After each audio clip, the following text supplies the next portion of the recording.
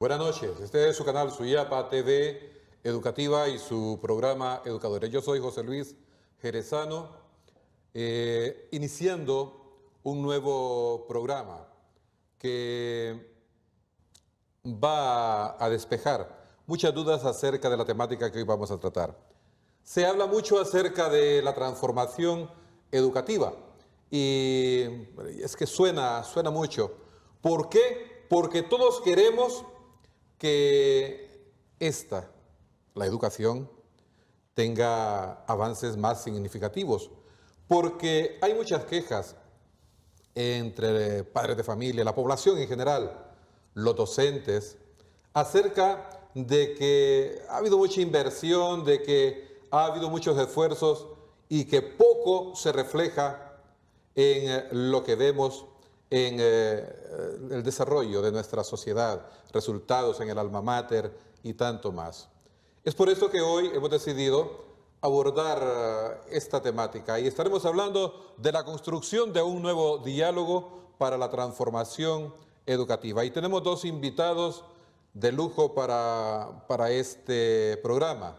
Nos referimos al doctor Ramón Ulises Salgado. Bienvenido, doctor. Es un placer tenerle entre nosotros.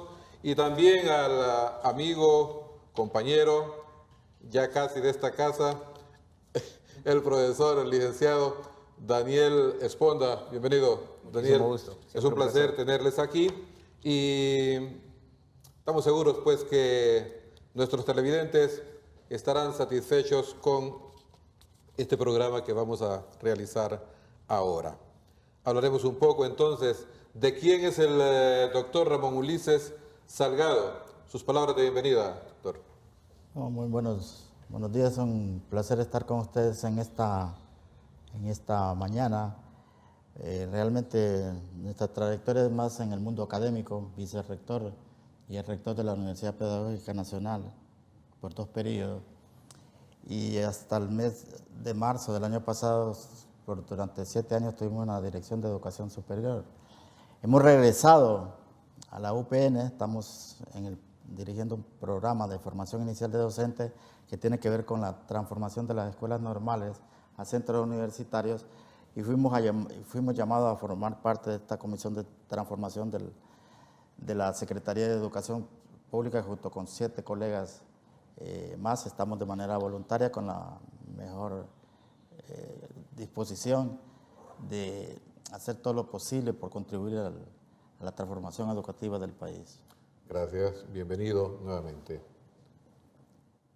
Daniel Esponda, tus palabras de bienvenida.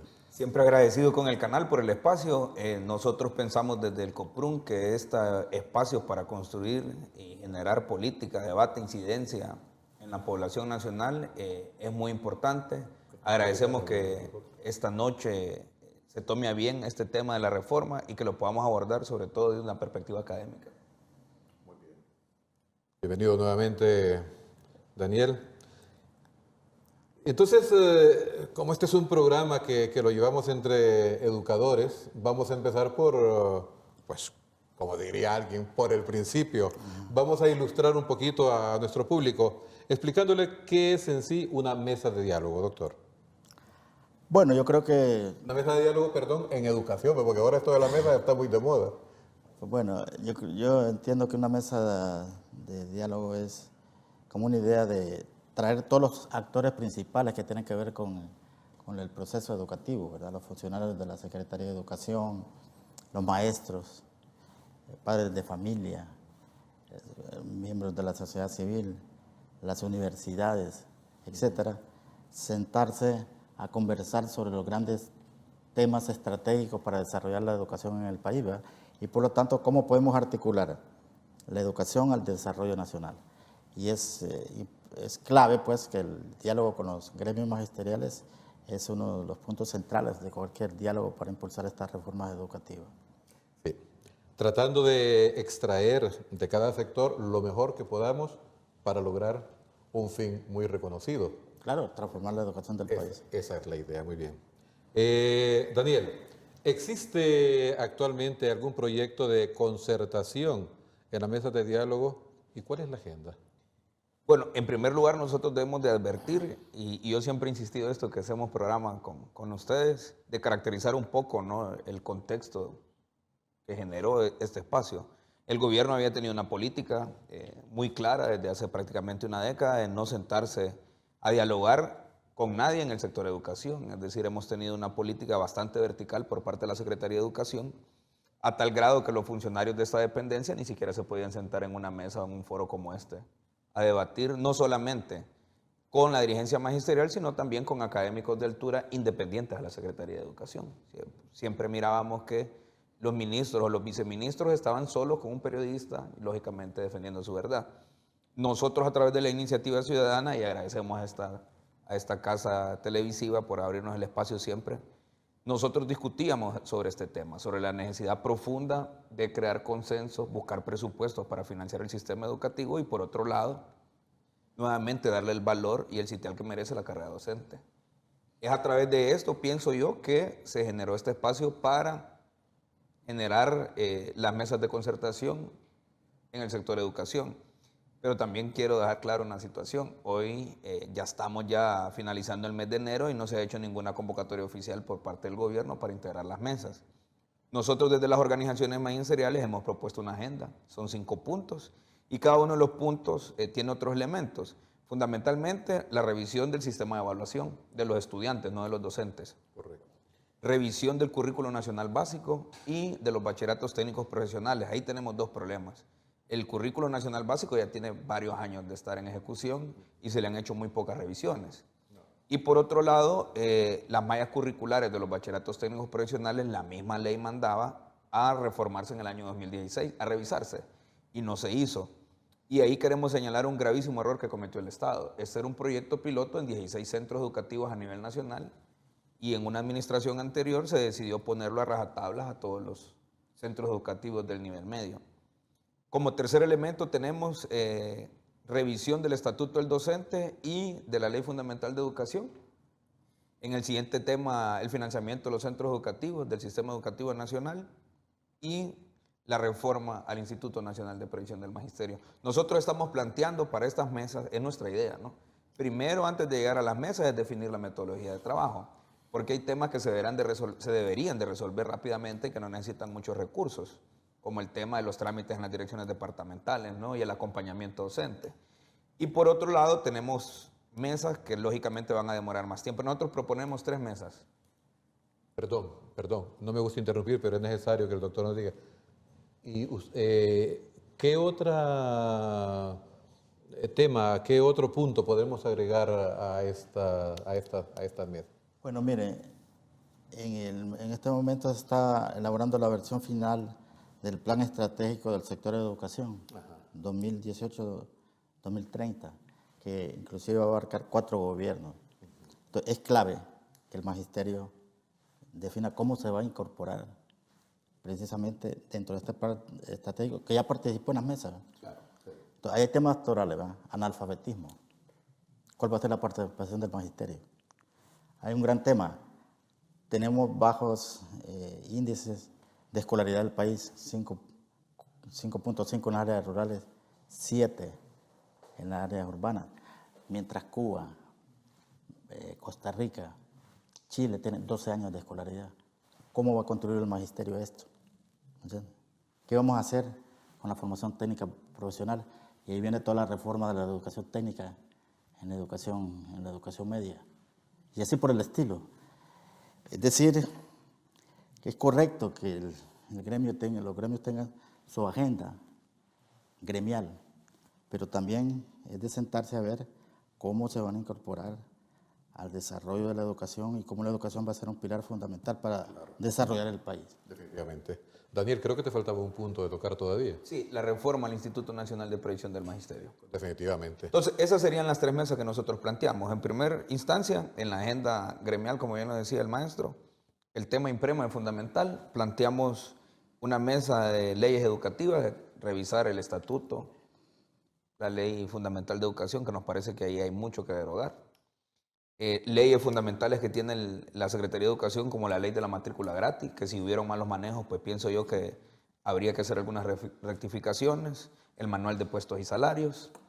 estos manuales e instructivos que tiene la Secretaría de Educación para construcción de infraestructura escolar, etc. Y a la par entonces una mesa que nos permita buscar los financiamientos. Hay una cosa bastante simpática en la Secretaría de Educación. El renglón presupuestario, si usted revisa el proyecto presupuesto del gobierno del 2019, tiene un montón de elementos, pero son otras secretarías quienes tienen esos fondos.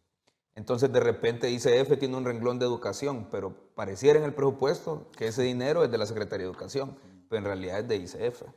Entonces buscar los mecanismos, porque en educación todos los que quieran colaborar son bienvenidos, pero buscar los mecanismos para que tengamos claras las normas y las reglas, por ejemplo, para hacer un salón de clases. Hay gente que se dedica a donar salones de clases, pero entonces que exista un manual en la infraestructura escolar que defina cómo se va a hacer. De todo esto y más estaremos hablando en el devenir de este programa. Vamos a una pausa, quédese con nosotros.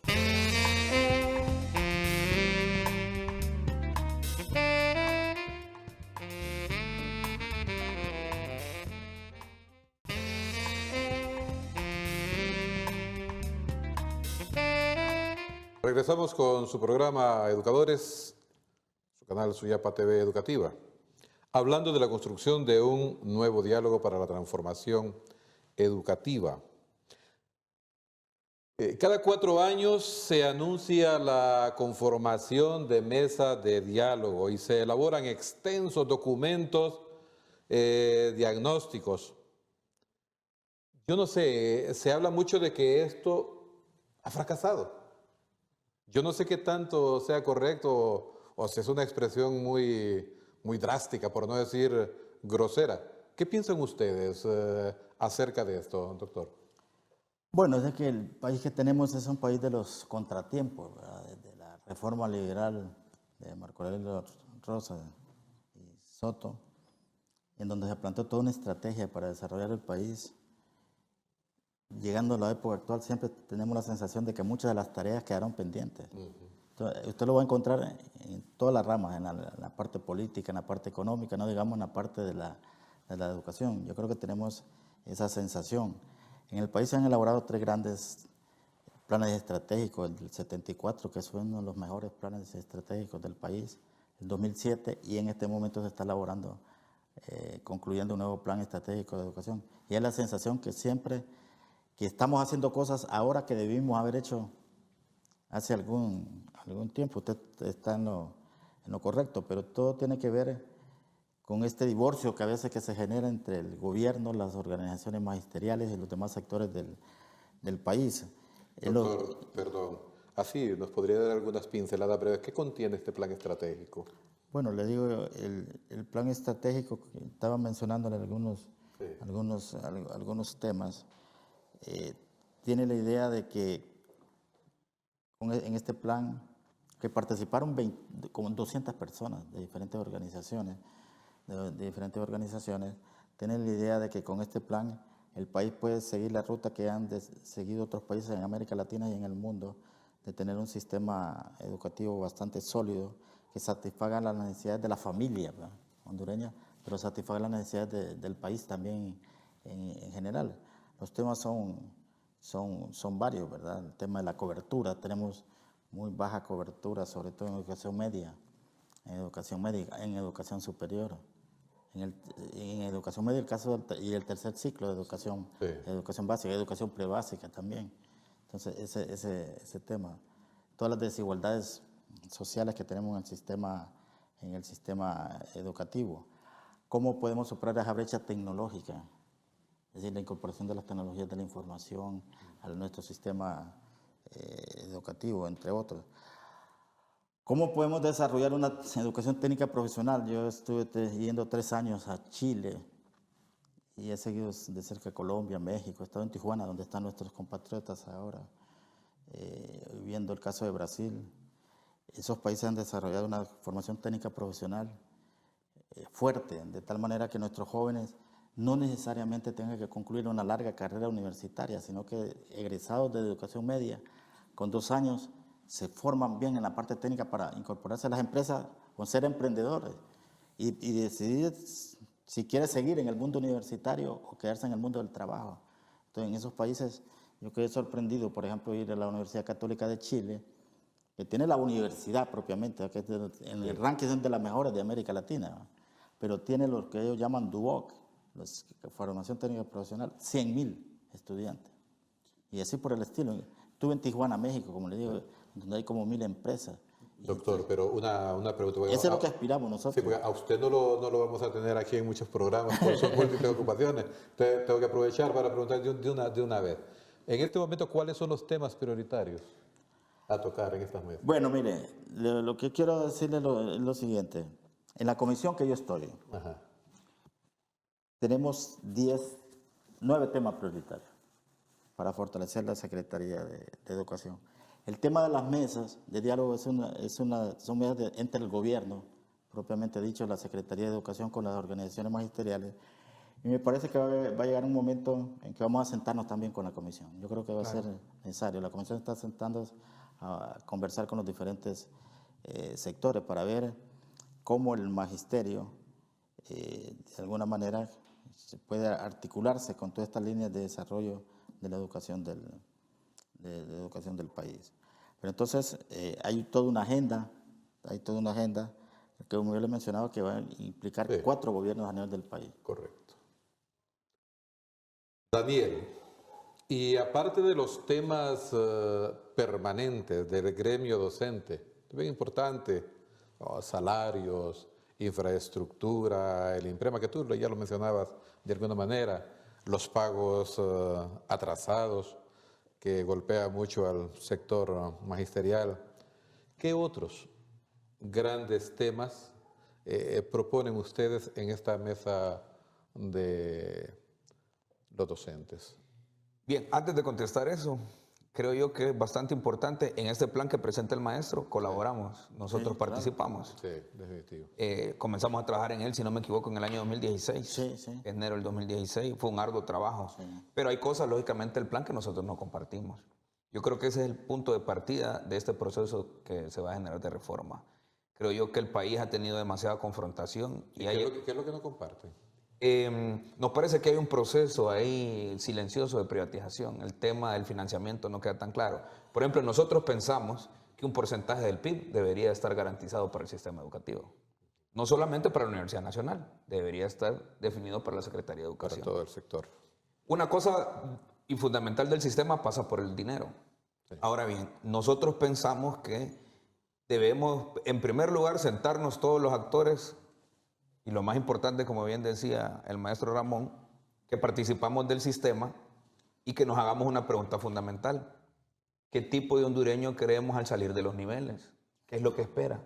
Porque van a haber 2 grandes dimensiones, la formación humana, de la ética, de la moral, del respeto, que el sistema educativo debe reforzar lo que los padres de familia enseñan en la casa. Y ese es el otro punto, ¿qué tipo de familia tenemos en casa?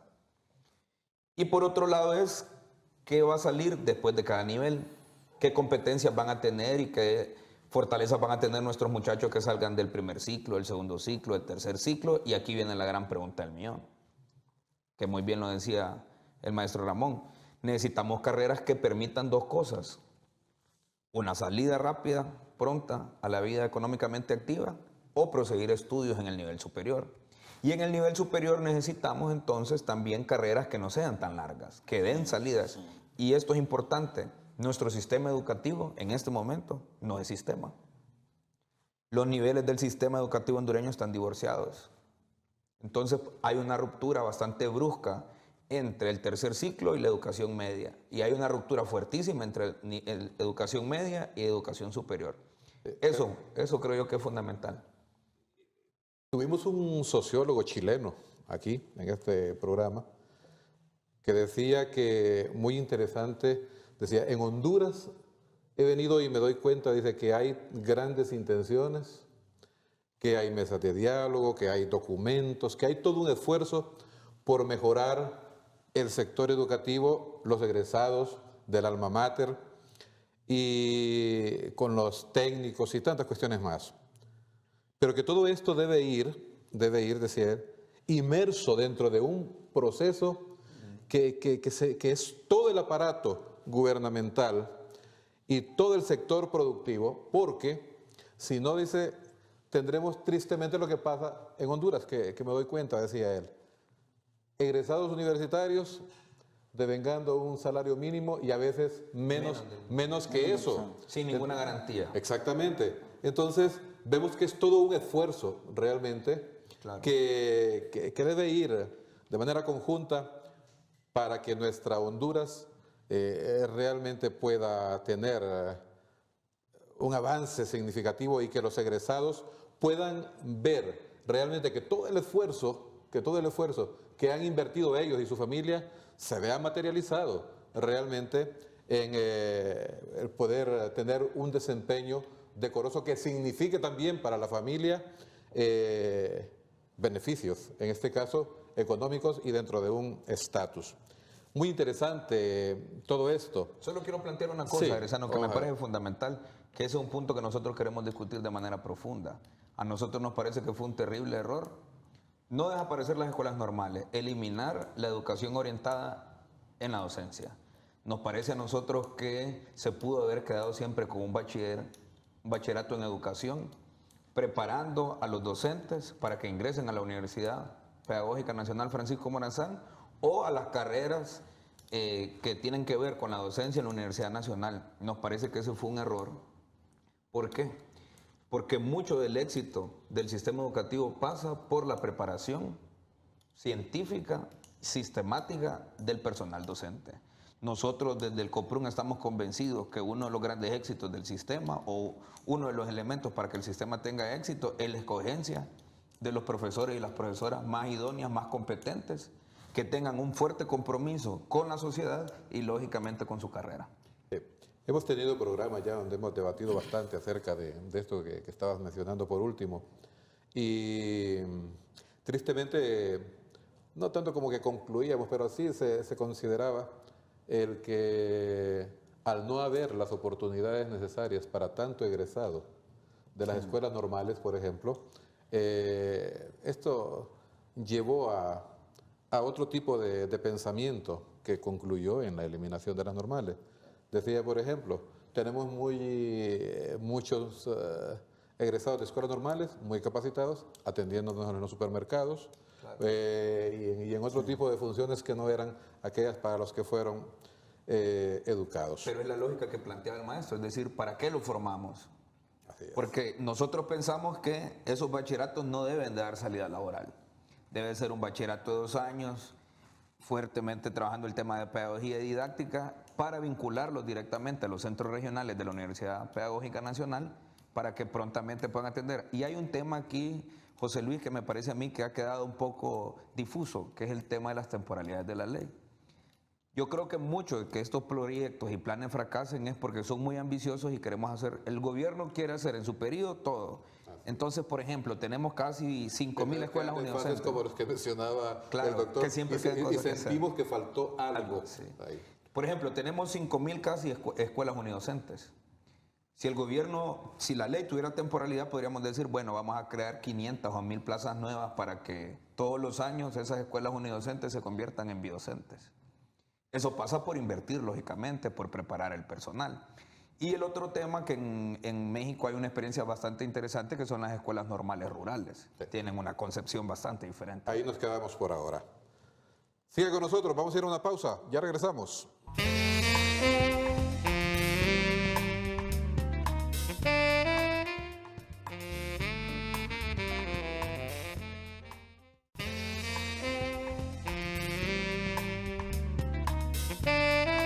Regresamos con su programa Educadores hablando de la construcción de un nuevo diálogo para la transformación educativa.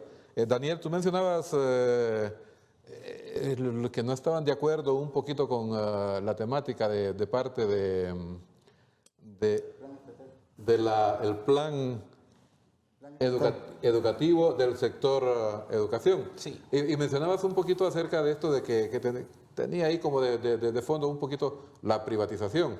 Pero estábamos hablando extracámara y el doctor nos mencionaba algo interesante de un libro que nos lleva ahí y que nos gustaría realmente, porque creemos que es importante que lo veamos, cómo si la educación es un bien público para todos, desde las primeras edades hasta la universidad, También, obviamente que hay que admitir que hay fallas, pero también que hay otros aspectos que podríamos considerar de lo cual queremos que nos hable un poco ahorita el doctor Ramón Ulises. Sí, es que yo creo que el tema de la privatización tiene dos aristas. Primero, en los planes estratégicos, sobre todo este último, yo creo que hay una idea ambiciosa de que el Estado pueda ofrecer de manera gratuita hasta el 9º y de ser posible hasta el 12º grado. Pero cuando se ve el financiamiento de la educación, no da para eso, no da para eso. Y eso hace que lo que nosotros veamos en los diferentes medios, ¿verdad? Que los padres de familia están financiando, ¿verdad? Que los padres de familia están, perdón, que los maestros y otros sectores están financiando. Entonces, yo creo que hay que buscar un mecanismo de cómo, de manera gradual, el gobierno, los diferentes gobiernos se van comprometiendo a financiar de manera gratuita la educación, pero no se va a lograr de noche a la mañana. Estamos de acuerdo. Ese es el punto. Por eso es normal que las organizaciones magisteriales, los padres de familia y todo el mundo digan, bueno, el gobierno se ha comprometido a financiar la educación y no lo está haciendo. Y es una crítica permanente, pero hay que verlo a mediano y largo plazo. Creo que esa es la visión que hay en el documento, no que el documento está buscando la privatización, Sí, en mi opinión. Sí. La segunda cosa es que debemos de reconocer, yo he sido rector de la Universidad Pedagógica y he trabajado en Autónoma y conozco el sistema educativo, tanto en la Secretaría de Educación, por eso estamos aquí, como en el sistema en general, nos quejamos de muchas ineficiencias.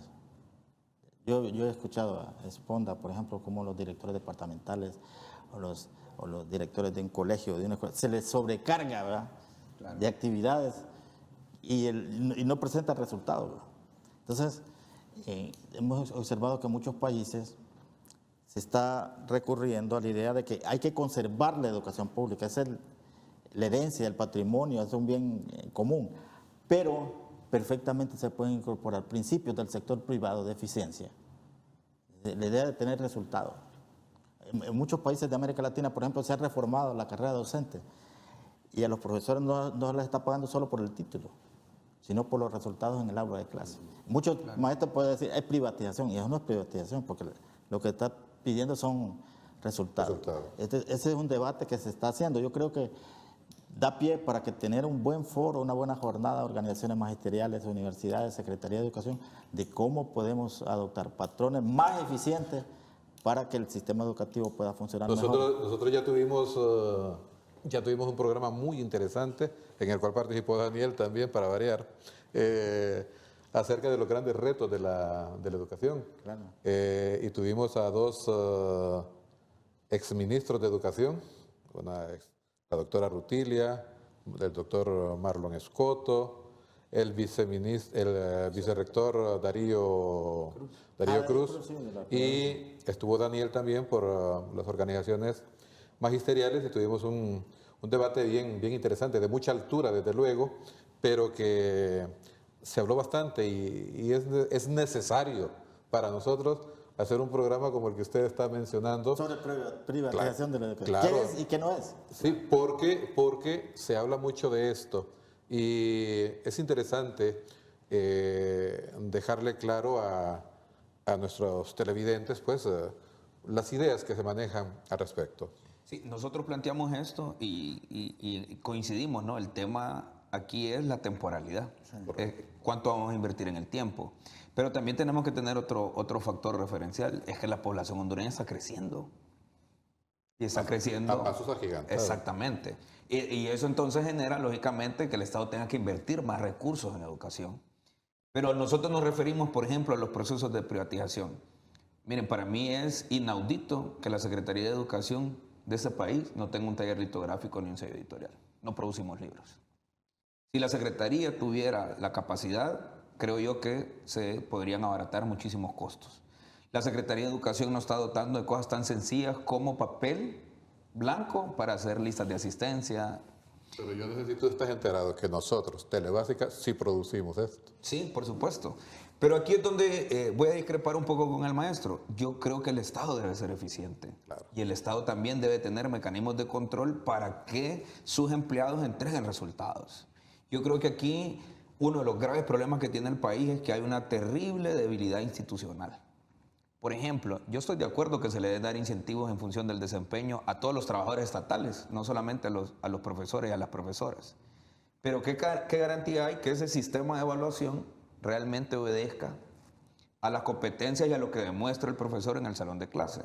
Entonces hemos tenido experiencias negativas. Las evaluaciones que ha hecho la Secretaría de Educación en algunos tramos pareciera que fueran solamente punitivas y no tuvieron una lógica de acompañar, de mejorar. Y ese es un gran reto.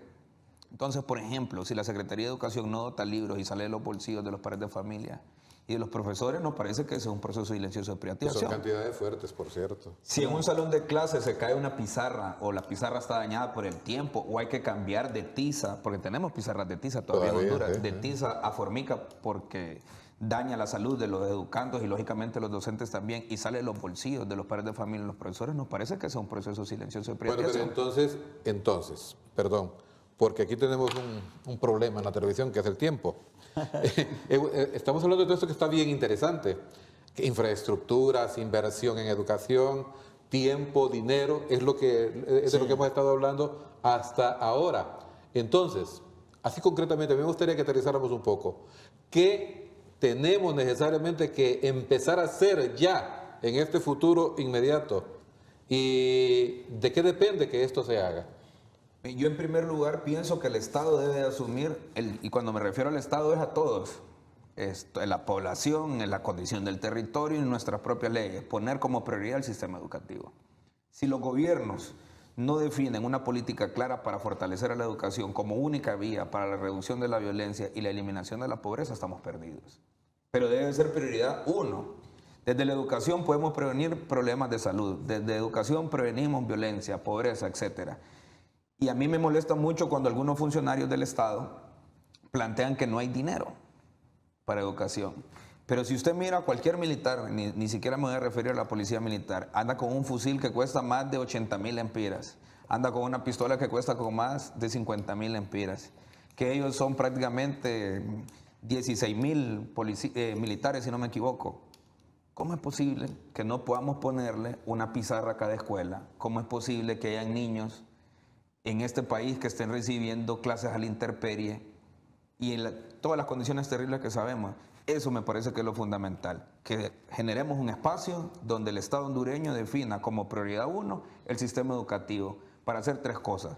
Para alcanzar resultados en el corto tiempo, ahí estoy de acuerdo con el maestro, hacer más eficiente algunos procesos, en el mediano tiempo sacar de esos índices de analfabetismo a la población y a largo plazo construir una economía fuerte que nos permita tener condiciones de vida aceptables. Tuvimos otro sociólogo que hablaba de realidades como educación, salud, vivienda, seguridad y alimentación. Claro. Entonces, y él ponía como primera realidad por enfocar y que debe ser el fin último del gobierno, y no solo del gobierno, sino del Estado, la educación, porque los beneficios de esto redundarán en todo.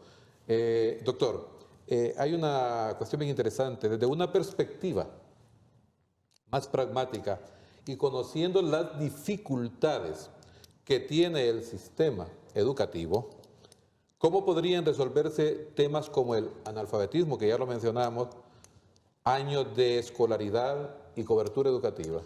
Mire, fíjese que información tenemos suficiente, Sí. hay suficiente diagnóstico, el plan sectorial tiene una información reciente. Yo pienso que, además de las mesas de diálogo para resolver los problemas de tipo gremial, tenemos que tomar una plataforma de ver departamento por departamento del país cuál es la situación. Mire, el Instituto de Investigaciones Educativas de la UPN, Mario Alas y estos colegas han elaborado aquí el tema del analfabetismo. Usted puede ver. Que lo vean Aquí los televidentes. ¿Qué departamentos tienen altas tasas de analfabetismo que están en una situación media y otra intermedia? Mire, en cada uno de estos departamentos que tenemos alto, aquí tenemos Olancho, Ocotepeque y esto aquí. Perfectamente. Las organizaciones magisteriales, la universidad pedagógica, la carrera de pedagogía de la universidad, pueden hacer un plan e identificar los municipios y con los estudiantes de la pedagógica, estudiantes de pedagogía de la UNA, colegios magisteriales, el director departamental, hacer un plan de intervención para bajar esos índices de analfabetismo. La misma información tenemos sobre repitencia, deserción, las pruebas de español y matemáticas. Sabemos que andan bien en Ocotepeque, andan bien en Choluteca, pero en Olancho esto anda mal. Un plan de intervención. Eso lo podemos hacer de manera práctica. Práctica. Y aquí, mire, involucrar como un consejo departamental de desarrollo educativo, en donde estén las organizaciones magisteriales, las universidades, el INFOP, organizaciones privadas de desarrollo, etcétera. Entonces, porque no solo pensar en lo macro, que todo se va a resolver a nivel de la Secretaría de Educación, sino que a nivel departamental. Entonces me parece que todas estas actividades perfectamente se pueden elaborar. Los gobiernos son temporales, cada 4 años cambian, pero las organizaciones magisteriales, las universidades tienen un carácter relativamente estable y permanente. Entonces hay que estructurar esa alianza a nivel departamental para que dejemos de hablar tanto y entrar en cuestiones puntuales y concretas. Y que urge entrarle a eso. Entrarle a estos temas. En la comisión que estamos, como yo les mencionaba, es una comisión que busca en este periodo de 3 años hacer más eficiente el trabajo de la Secretaría de Educación. ¿Para qué? Para que la Secretaría se convierta, tenga un liderazgo en estos temas, en estos temas de solución de los problemas. Pero también ese liderazgo lo tiene que tener el INFOP, con EANFO, que tiene que ver mucho con el tema de formación, educación inicial o analfabetismo, o las universidades. Educación alternativa. La educación alternativa. Es decir, sentémonos, necesitamos una mesa de diálogo departamental para elaborar un plan de intervención y empezar a trabajar. Yo creo que con técnicos. Yo claro, quiero insistir en ese tema. Técnicos. Y mire, y lo que decía, mire, financiamiento de la cooperación internacional, yo veo que hay unas por donaciones, otras por préstamos para prebásica, para el tema del analfabetismo, para el tercer ciclo. Nada más que como tenemos este desorden, ¿entienden? A nivel del país, pero si nos organizamos podemos hacer más eficiente. Porque de repente ha habido mucha crítica sobre esto, que ha venido mucho recurso económico, pero que de repente no se ha invertido de la mejor manera posible. Yo le voy a poner un ejemplo, mire. Estuvimos trabajando el año pasado duro en la creación del marco de cualificaciones para organizar toda la formación técnica profesional. Ya tenemos organizadito todo. Cuando teníamos como una especie de foro, donde estaban todas las instituciones, estamos viendo ahora que hay que volverlos a llamar porque los del Infoca andan por un lado. Es un desastre. Es que no existe una política sostenida. Hay que volverse a sentar. Decir, mire, en la organización técnica profesional vamos a hacer esto. Este es de país, esto no es de ninguna organización. Yo creo que en esto que estamos hablando cobra vigencia las palabras de un expresidente que decía que hay que empujar todos la carreta en la misma dirección. Claro. Porque si no, si cada quien va por nuestro lado es muy poco lo que se mira. Y repito, al lado van a estar problemas conflictivos siempre. Salarios, pago atrasado de los maestros, que hay que seguir luchando porque eso sea efectivo, pero que no estén condicionados a que si no nos pagan, que no nos dan tan aumento, entonces no vamos a seguir en esto. Porque, repito, esto ya no son temas de gobierno, son temas de país que tenemos que involucrarnos a trabajar. Entonces, Daniel Esponda, ¿cuáles son las condiciones entonces de las organizaciones magisteriales para permanecer en estas mesas de diálogo que vemos que son tan necesarias? Sí. Bueno, el maestro plantea una cosa bastante importante. Pero es bastante difícil para un trabajador que no se le paga lo que se ha ganado trabajando poder sostener una política. Y estoy totalmente de acuerdo, el Estado necesita tener una política sostenida en el tiempo, por eso nosotros le apostamos al plan 2018-2030. ¿Por qué le apostamos? Porque pensamos que aquí no importa el gobierno que venga, debe de haber una ruta clara para construcción en el sistema educativo. Además de eso, creo yo que la discusión nuestra, por lo menos desde el COPRUN, no pasa solamente por lo salarial y por las reivindicaciones de los profesores y las profesoras, que lógicamente es nuestra razón de ser. Pero nosotros estamos discutiendo profundamente temas pedagógicos y a nosotros nos preocupa mucho que por un lado vaya la educación y que por otro lado vaya el modelo económico del país. Eso es terrible. Nosotros... Y esta palabra ahora se utiliza para mucho en la jerga política, ¿no? Pero yo sí creo que el Estado de Honduras necesita refundarse. Y refundarse pasa por definir un modelo económico que permita dos cosas fundamentalmente: que la gente tenga condiciones de trabajo favorables Y por otro lado, que le permita llevar comida de manera decente a su casa. Si la gente no tiene un trabajo que le garantice un salario, que va a tener con él costearse salud, educación y el desarrollo normal de su familia, difícilmente vamos a poder sostener esto. Siempre doy este ejemplo yo de mi centro educativo en el Técnico Honduras. Sí. Nosotros tenemos... Sí, pero vamos directamente, siempre enfocado desde las mesas. Sí. Mira, Daniel, a mí me preocupa, y doctor, que muy lindo todo lo que estamos hablando, muy pretencioso. De repente no tan pretenciosos. Son las cosas que necesitamos para sacar a nuestro país. Decía, son temas y realidades de país, no de un gobierno en particular. Porque a mí sí hay una cosa que me preocupa.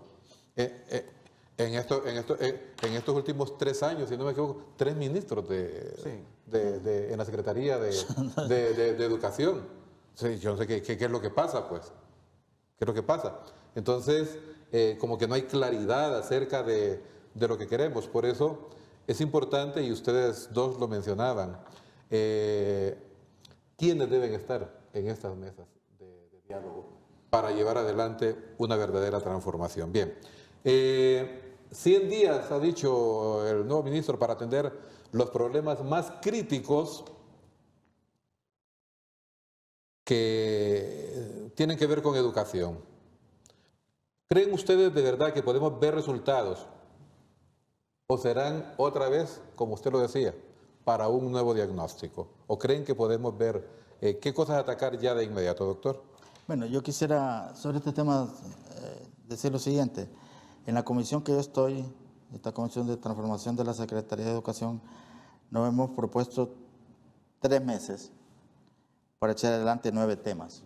Muy bien. 9 temas. Ya tenemos desglosado, ya tenemos avanzado todas estas cosas y en las próximas semanas va a haber un informe oficial. Ahora bien, la Secretaría de Educación y el señor ministro como tal tiene una agenda más amplia que esta que está acá. Claro. Que esta es la agenda de los 100 días que él ha mencionado. Lo vemos muy entusiasmado, lo vemos con muchas ganas de trabajar. Este tema de atraso del pago de los maestros, veo que está preocupado porque le hemos dicho, no va a haber gobernabilidad en ningún sistema educativo si no se les paga tiempo a los profesores. Y entonces están en conversaciones con el Ministerio de Finanzas. La doctora Rotila Calderón, que fue ministra, yo tuve experiencia, hablaba de un mecanismo que habían elaborado con el Ministerio de Finanzas para ir resolviendo todos estos problemas. Pues un profesor no puede estar sin que le pague. Es injusto. No lo injusto, no puede. No puede funcionar un sistema educativo, pero tiene que ver con esa burocracia, de dificultades que hay para este proceso. Entonces, es un elemento fundamental agilizar todo esto y que no se le atrase al maestro el pago. Pero repito, nosotros como comisión tenemos 6 meses, el ministro tiene una agenda más amplia. Estos 9 temas posiblemente estén dentro de esa agenda de los 100 días que él ha considerado. Que mencionado. Entonces, eso es importante mencionar, porque el tema del Ministerio de Educación es un mundo. Sí. Hay una gran cantidad de cosas, ¿no? Daniel, ¿y tú qué piensas de eso? Yo pienso que debe haber 2 escenarios. El primero es el escenario de la administración cotidiana, que es la Secretaría de Educación. Claro. Recuerdo cuando estuvimos en las mesas técnicas de la Ley Fundamental de Educación, crear aquel organismo de avanzada que es el Consejo Nacional de Educación. Yo pienso que el país carece de norte en el sistema educativo. Entonces está bien, que me parece a mí muy buena la actitud del ministro, muy entusiasmado. Pero ¿cuál es el gran norte que tenemos? ¿Hacia dónde queremos caminar? Entonces me parece que la comisión, junto con el Consejo Nacional de Educación, deben definir la hoja de ruta que posiblemente sea este plan. Y desde esas políticas entonces se debe de ir generando la administración cotidiana de la Secretaría, que pasa entonces y vuelvo por el tema de la temporalidad, que nos pongamos metas. Eso es lo que debería de ser el gobierno. Cae el primer gobierno 2018, 2023, ¿qué cosas de este plan nosotros vamos a poder ejecutar? Viene el siguiente gobierno acompañado. ¿Qué cosas de este plan en nuestros 4 años podemos alcanzar? Con los pies puestos en la tierra. Claro. Y pensando realmente las cosas que necesitamos resolver ya. Claro. Entonces, por ejemplo, a nivel departamental. Eso, sí. Y yo creo mucho en esto. Por ejemplo, hay temas del mismo currículo nacional básico y de las pruebas estandarizadas. No es lo mismo evaluar a un muchacho de La Mosquitia que evaluar a un muchacho de Francisco Morazán. No podemos estandarizar esos procesos. A mí Me ha alegrado mucho porque digo, son pequeñas cosas como dice el doctor, que tenemos que ver. A un señor, creo que en Ciguatepeque, uno de los municipios de Ciguatepeque, se le quemó la casa. Esa familia quedó en la calle. Entonces viene la alcaldía y con la colaboración de algunas personas particulares dijeron, hombre, esta gente está en la calle. Vamos a reconstruirle la casa.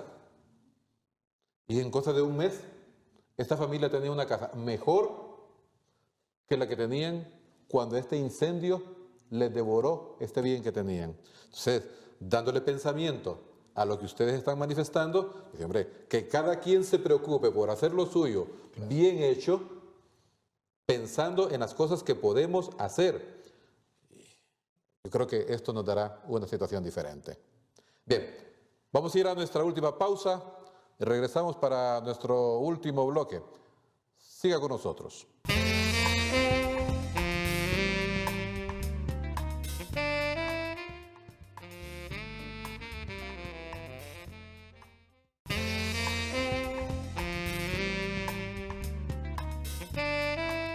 Regresamos con su programa Educadores, su canal Suyapa TV Educativa, ya en nuestro último bloque. Ya se nos fue casi todo el programa y hemos estado tocando cosas muy interesantes.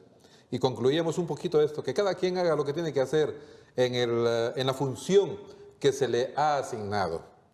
Y vamos a ver en este momento algo bien importante. Los docentes se muestran apáticos, porque hemos visto que cada quien tiene que hacerlo mejor. Pero dice acá, la producción piensa que los docentes se muestran apáticos, pero sí críticos, muy críticos de los procesos de diálogo.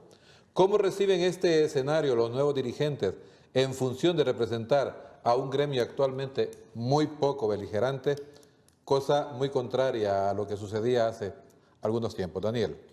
Bueno, en primer lugar creo yo que las organizaciones magisteriales nunca transitaron en la discusión, pero de manera concreta en los elementos pedagógicos. La beligerancia del gremio en muchos tramos estuvo fundamentado en temas salariales. Sí. Por otro lado, nosotros debemos de estar claros que las condiciones políticas del país generaron un fuerte aplastamiento del movimiento magisterial.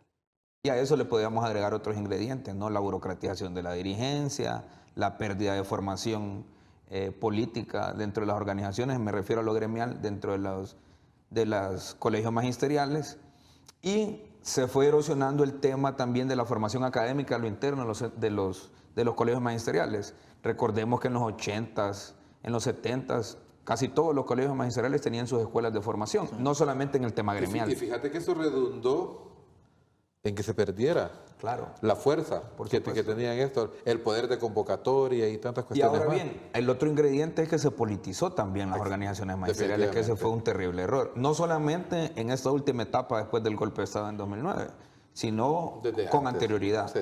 Recordemos que si el gobierno era nacionalista, la mayor parte de los directores departamentales eran de un colegio afín al Partido Nacional. Y si era el Partido Liberal, pasaba exactamente lo mismo, aunque se planteara que se iba a concursos. Entonces yo creo que mucho de esto pasa también porque hubo una política intencionada del gobierno de desacreditar no solamente a los dirigentes magisteriales, sino también al profesor, y eso ha tenido un costo altísimo. Yo creo que no solamente es ese problema de la pérdida de beligerancia, sino es cómo el imaginario de nuestra sociedad percibe hoy al docente y cómo lo percibía anteriormente. Y ahí nosotros, las organizaciones magisteriales y los profesores de conjunto, la Universidad Pedagógica, tienen un gran reto.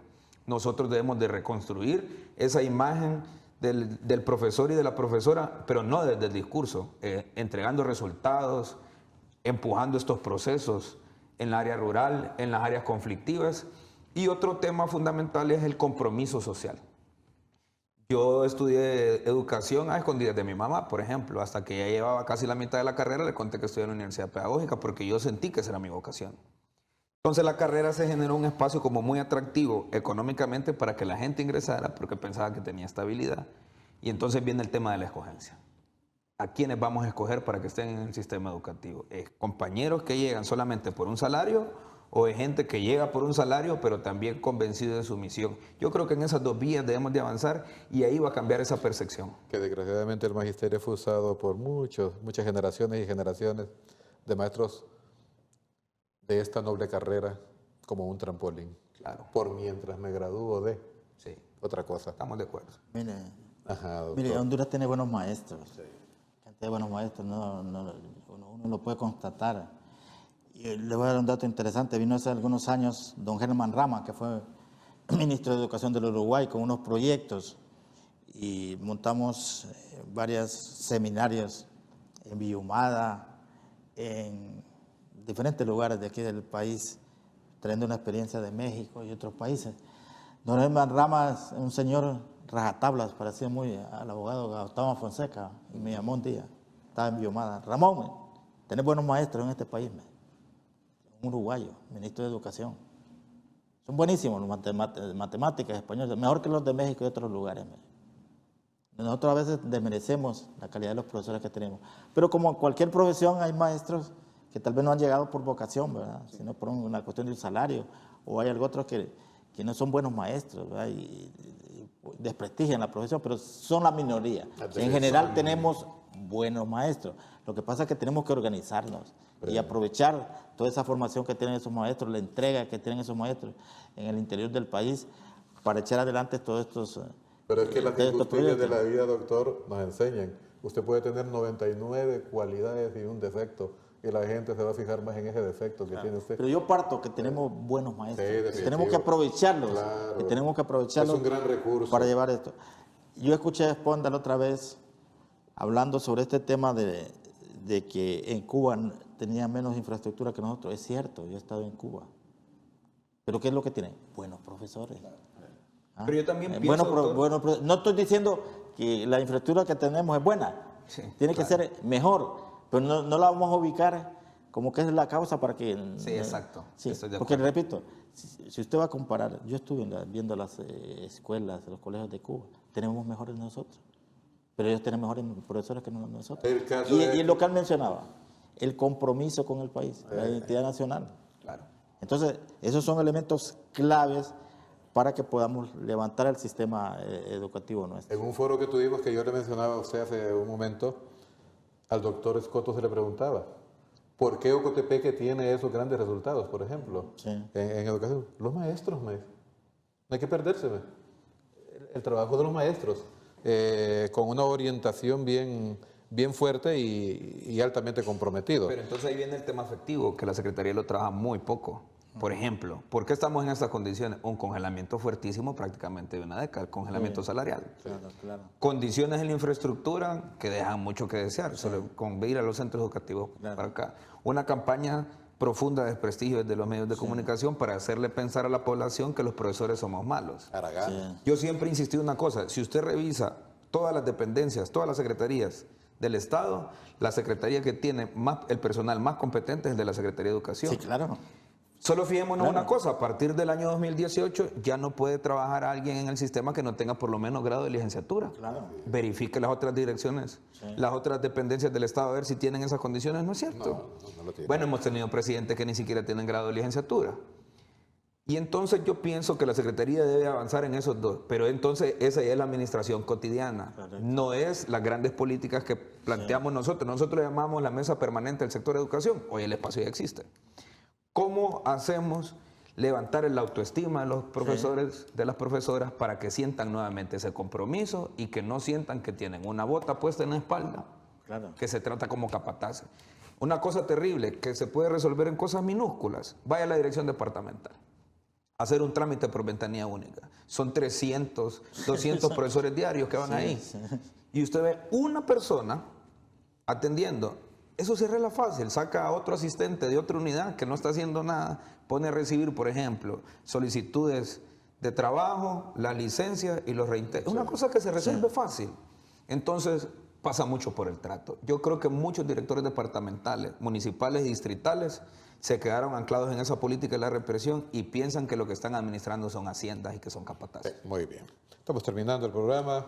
Doctor, ¿cuáles serían entonces las acciones inmediatas para que ya antes y durante el diálogo se propone esta comisión? Bueno, yo pienso que tenemos un buen ambiente. Yo creo que hay una buena coyuntura en este momento. Y, ¿Ha habido algún acercamiento con el ministro actual? claro, nosotros nos reunimos todas las semanas con el señor. ¿Está favorable él con eso? Con el ministro tiene una buena actitud. Yo creo que es de aprovechar para buscar esta idea del pacto. En Panamá el pacto lo llevaron hasta, los puntos que se acordaron los llevaron hasta el Congreso Nacional y se convirtieron en políticas públicas del país. No sé si lo podemos llegar hasta allá, pero hay que hacer este pacto de país con esa visión a corto, mediano y largo plazo con los actores, repito, Secretaría de Educación, organizaciones magisteriales, las universidades públicas, la sociedad civil, ONGs, y hacer este gran bloque que trascienda los gobiernos. Esa es la idea que tenemos.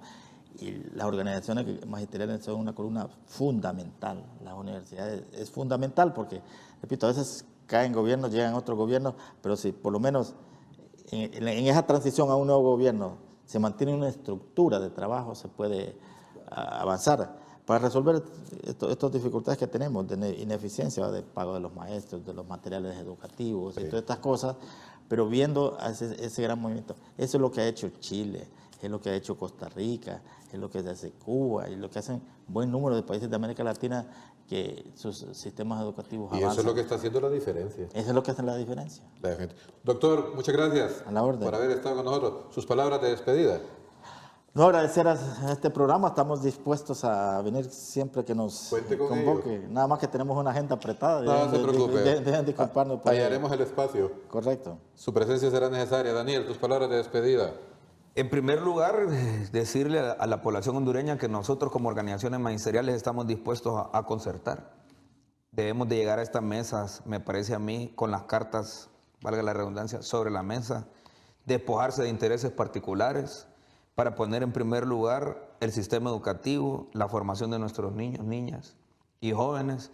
Pienso yo que como educadores no debemos de tenerle miedo a las transformaciones, a los cambios. Debemos de ser vigilantes que se garantice el derecho universal a la educación y lógicamente los derechos de los maestros que se van a traducir en calidad para el sistema educativo. Nosotros estamos comprometidos en este tema y queremos dejar huella a nuestra administración. Nosotros vamos de salida de las organizaciones magisteriales ya. Pensamos que tenemos un compromiso fuerte con el sistema, no solamente con los profesores, sino con el sistema educativo. Y como siempre lo hemos dicho, nosotros estamos para construir y no para destruir. Muchas gracias por haber estado con nosotros. Esperamos que todo esto que se haya hablado hoy ayude, que oriente. Tú decías un poco esto, falta un oriente, falta esto. Y ojalá que esto tan lindo, tan interesante que hemos hablado hoy, ayude en algo. Y sobre todo a usted que nos está viendo, que tome también un poco de conciencia. Aquí hemos hablado hoy de que cada quien haga lo suyo de la mejor manera posible, tomando las decisiones correctas y acertadas para que nuestra niñez, nuestros jóvenes puedan ir por mejores derroteros en educación y que esto redunde en el beneficio de nuestro país. Muchas gracias por habernos acompañado. Dios le bendiga.